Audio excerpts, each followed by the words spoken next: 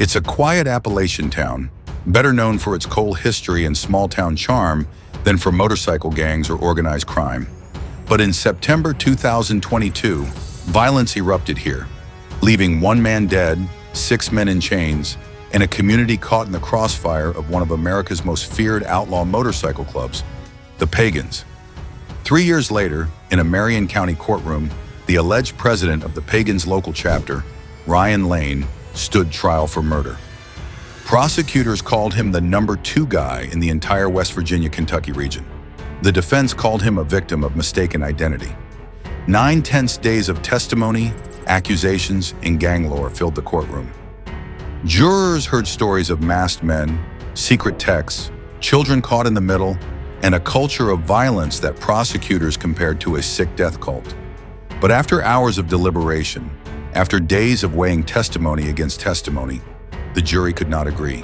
And in early September 2025, the judge declared what no one wanted, a mistrial.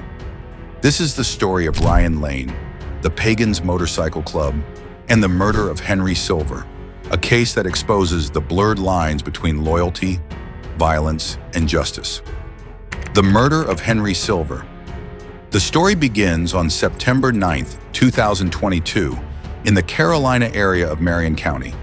Henry Silver, a local man, had become entangled in a personal dispute with John Wolfe, a member of the Pagans. At the heart of the conflict was a hidden relationship involving Silver and Wolfe's girlfriend. For Wolfe, it wasn't just personal, it was a matter of respect. Prosecutors later alleged that Wolfe called in backup. Text messages revealed coordination, tension, and a chilling tone.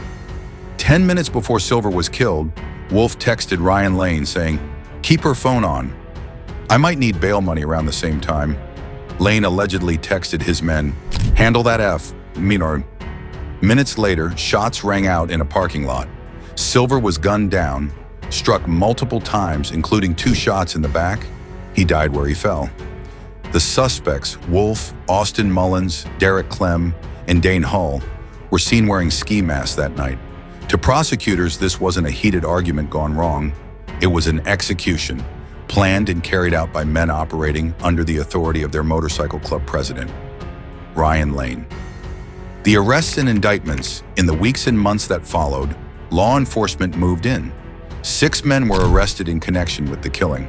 John Wolfe was eventually convicted of first-degree murder in April 2024 and sentenced to life in prison.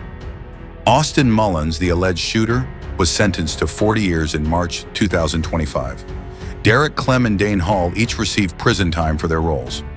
2 more men faced charges of conspiracy and organized crime involvement. At the center of it all was Ryan Lane, 37 years old.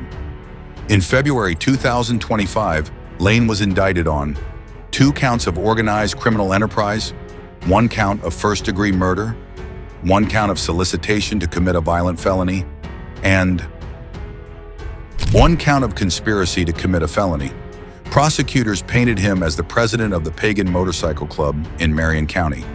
To them, he wasn't just involved, he was the mastermind. The trial was set, the stakes were high, and the world of the Pagans was about to be dragged into the light of a small West Virginia courtroom. Who are the Pagans? To understand why this trial mattered so much, you have to understand who the Pagans are. Founded in Maryland in the late 1950s, the Pagan Motorcycle Club grew into one of the big 4 outlaw biker gangs in America, alongside the Hells Angels, Outlaws, and Banditos. Known for their violent clashes with rivals and their deep ties to organized crime, the Pagans carved out strongholds along the East Coast. Unlike the Hells Angels with their California origins and flashy public image, the Pagans were more secretive, more insular, and far more feared in places like Pennsylvania, New Jersey, and West Virginia. Their reputation was built on brutality, drug trafficking, weapons, intimidation, and contract killings. The ATF agent who testified in Lane's trial put it simply, "Everything runs through him." Lane is the number 2 guy in West Virginia and Kentucky. He reports directly to the Mother Club for prosecutors. This meant Lane wasn't just another biker. He was a leader in a pyramid of violence. When he sent a text saying, "Handle that," men listened, and Henry Silver paid the price. The trial begins. On August 21, 2025, Ryan Lane walked into a Marion County courtroom. Shackled, flanked by deputies, he stood accused of ordering a murder. For 9 days, the courtroom heard from prosecutors, defense attorneys, witnesses, law enforcement, and even the ghosts of past testimony. One of the most unusual elements came from Austin Mullins, the admitted shooter. He refused to testify in Lane's trial. Instead, the jury listened to transcripts from an earlier proceeding. Mullins had claimed he shot Silver in self-defense. He said Silver charged at him, screaming, and he feared for his life. He insisted there was no plan to kill anyone that night. He said he regretted the shooting, but had no choice. But the state countered with damning evidence. Silver had been shot in the back, twice. Prosecutors argued this wasn't self-defense. It was murder, carried out under the orders of the Pagan's president. The Pagan Pyramid. The prosecution built its case around the structure of the Pagans. They told the jury the club was like a pyramid scheme. But instead of selling products, they sold violence. The higher up the ladder, the more power you had, and the more dangerous you became. They argued Lane's text wasn't just words. In pagan culture, it was a command. When he said, "Handle that," the men under him knew what it meant. During closing arguments, prosecutors went even further. They called the Pagans a sick death cult. They told the jury, "They will kill you for disrespecting them." It was dramatic, emotional, and meant to leave an impression. But the defense had its own strategy. The defense fights back Lane's lawyers painted a very different picture. First, they argued the state's case was built on shaky ground. No direct evidence tied Lane to the actual shooting. He wasn't there. He didn't pull the trigger.